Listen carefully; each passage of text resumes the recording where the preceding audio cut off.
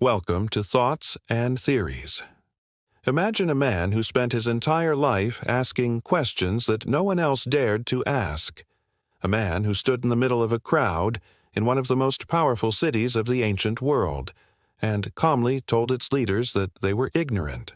That man was Socrates, a philosopher who didn't write a single book, didn't start a formal school, yet changed the course of human thought forever. He wasn't famous for giving answers. He was famous for asking questions that made people uncomfortable. And for that, Athens, the birthplace of democracy and reason, sentenced him to death. So who was Socrates really, and why did he die for questioning everything? To understand him, we need to understand his time. Athens in the 5th century BCE was at the height of its glory, a city filled with poets, artists, and statesmen. The Parthenon had just been built. Democracy was flourishing. People were proud of their freedom and intellect. But beneath that shining surface, Athens was also insecure. The city had just suffered through the Peloponnesian War. Political instability, corruption, and public distrust were spreading like a disease. In this uncertain time, a man like Socrates, who went around exposing hypocrisy and ignorance, was a threat. Socrates wasn't a man of wealth or power. He spent most of his days walking through the streets of Athens, talking to people, soldiers, politicians, craftsmen, and students. He would ask them what they believed in, and then through questioning, reveal that they didn't truly understand what they were talking about. If someone claimed to know what justice was, he would ask, "What makes something just? Is it justice because people agree on it, or because it has an independent truth?" And soon, the confident citizen who thought he knew everything would find himself trapped in a web of contradictions. This was the method that became known as the Socratic method. It wasn't about winning arguments. It was about exposing false certainty. Socrates believed that the first step toward wisdom was recognizing one's own ignorance. He once said, "I know that I know nothing." That wasn't a statement of despair. It was humility. It was the realization that truth isn't handed to us by tradition, authority, or religion. It has to be examined, questioned, and earned through reason. And that attitude, questioning authority, questioning religion, questioning the state, made him dangerous. Because most people, then and now, don't like to have their beliefs questioned. It's uncomfortable. It feels like an attack. We build our identities around our beliefs. If someone shakes those beliefs, it feels like they're shaking us. Socrates didn't care about comfort. He cared about truth, even if it led to conflict. One of the main accusations against him was that he was corrupting the youth. In other words, he was teaching young people to question their elders, their traditions, and their gods. And in a city trying to recover from war and political chaos, that kind of influence was intolerable. Another accusation was impiety, disrespecting the gods of Athens. He didn't preach atheism, but he questioned the stories of the gods and the idea that they acted like humans with jealousy, anger, and greed. He thought that if there was something divine, it couldn't behave so immorally. You can imagine how that went down in a deeply religious society. But Socrates never ran away. When he was put on trial, he could have begged for mercy. He could have apologized. He could have promised to stop questioning people. Instead, he stood in front of his accusers and said that he was proud of what he did, that questioning was his duty, given to him by a divine calling, to help people wake up from ignorance. He even compared himself to a gadfly, a tiny insect that keeps a lazy horse awake by biting it. Athens was the horse, proud but sluggish, and he was the gadfly, sent to sting it into awareness. The trial was a public spectacle. The jury found him guilty by a narrow margin.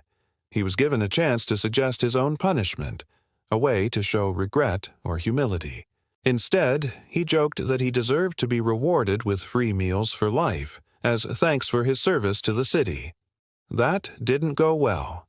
The court sentenced him to death by drinking poison hemlock. Even then, he refused to escape. His friends arranged for him to flee into exile, but he said no. To run would be to betray his own principles. He had always taught that one must obey the law, even if it's unjust, because otherwise society itself falls apart. So he drank the poison calmly, surrounded by his students, talking about the immortality of the soul as the poison slowly numbed his body. He died as he lived, questioning, reasoning, and unafraid.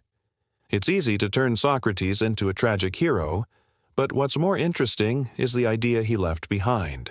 The idea that philosophy isn't about having answers. It's about having the courage to question everything, even your own beliefs. That's what makes his story timeless. You can see traces of Socratic thinking everywhere today. In science, in journalism, in free speech, even in therapy. Whenever someone says, "Let's look at the evidence," or "How do you know that's true?" they're echoing Socrates. But let's think deeper. Why is questioning so threatening? Because questioning exposes that most of what we believe rests on assumptions we rarely examine. Think about modern life. People argue about politics, morality, religion, or science, yet few can explain the foundation of their beliefs. They've inherited ideas from family, culture, or social media and built their identity on them. Socrates would walk into that conversation, ask a few calm questions, and before long, both sides would realize how fragile their certainty really is. And that's terrifying, because if your certainty collapses, who are you then? That's what made Socrates so uncomfortable. Not that he was rude, but that he forced people to confront their own ignorance. He stripped away the illusion of knowledge. He reminded people that wisdom isn't about having the right opinions, but about understanding how little we actually know. In today's world, where everyone wants to sound confident and right, Socratic doubt feels almost alien. We're surrounded by people who speak in absolutes: politicians, influencers, preachers, self-help gurus, all claiming to have the answers. Socrates would have challenged every one of them. He would have said, "You say you know what justice, happiness, or truth is. Let's examine that." And soon they'd find themselves lost in contradictions, realizing how fragile their certainty really is. That's why Socrates remains so relevant. His life reminds us that progress begins with doubt, not belief. Questioning isn't rebellion. It's the foundation of reason.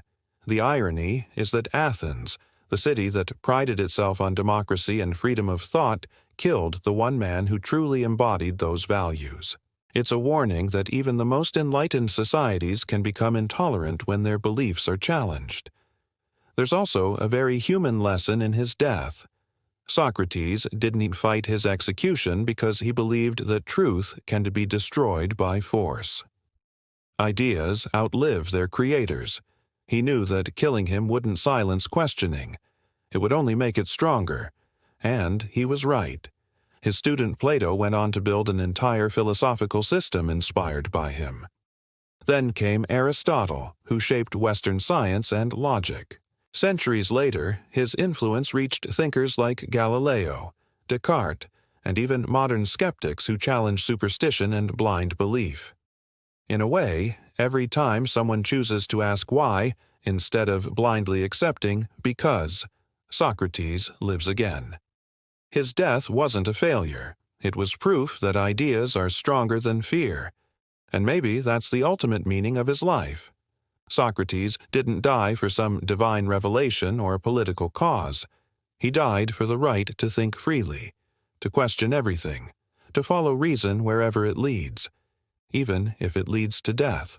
It's easy to imagine that if Socrates lived today, he'd still be controversial. He'd probably question governments, challenge online echo chambers, and annoy everyone who's too sure of their opinions. He'd be banned from talk shows for being too difficult, and mocked online for asking pointless questions. Yet, just like in Athens, a few would listen. A few would realize that asking uncomfortable questions is the beginning of wisdom. That's what makes Socrates timeless, not his answers but his method, his courage, and his faith in reason. He proved that truth doesn't need authority to survive. It only needs people brave enough to seek it. Socrates died over 2,400 years ago, but his voice still echoes every time someone asks, "What do I really know?" Maybe the best way to honor him isn't to worship him as a hero, but to continue his mission, to never stop questioning, even when the world tells us to stay silent. Because once we stop questioning, we stop thinking. And when we stop thinking, we stop being truly human. That's the legacy of the man who died for questioning everything